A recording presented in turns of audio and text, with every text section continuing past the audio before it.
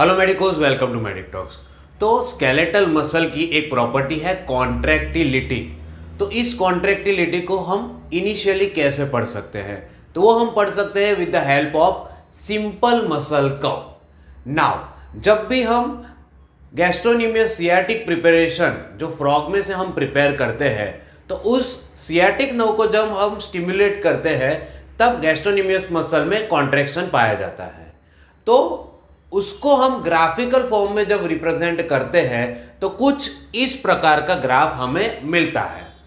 तो इस ग्राफ में हमें कौन कौन से पॉइंट्स मिलते हैं वो हम सबसे पहले देखेंगे।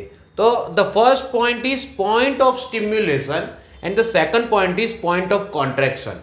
दैट मीन्स जब भी हम स्टिम्युलेट करते हैं तो वो पॉइंट बनेगा पॉइंट ऑफ स्टिम्युलेशन, और जब मसल कॉन्ट्रैक्ट होना स्टार्ट करता है so that is point of contraction.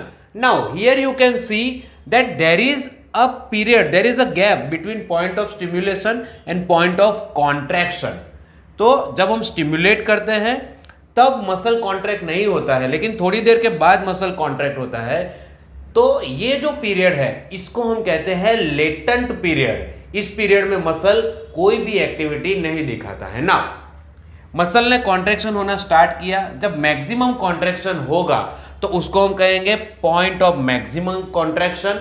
This is contraction period. Muscle maximal contract हो गया विद इन फिजियोलॉजिकल लिमिट, उसके बाद उसका रिलैक्सेशन होगा, दैट इज रिलैक्सेशन पीरियड। और जब वो सबसे ज्यादा रिलैक्स होगा so that will be point of maximum relaxation. So this is simple muscle curve. The latent period is of 0.01 second, contraction period is of 0.04 second, and relaxation period is of 0.05 second. So in totality, the simple muscle curve takes 0.1 second.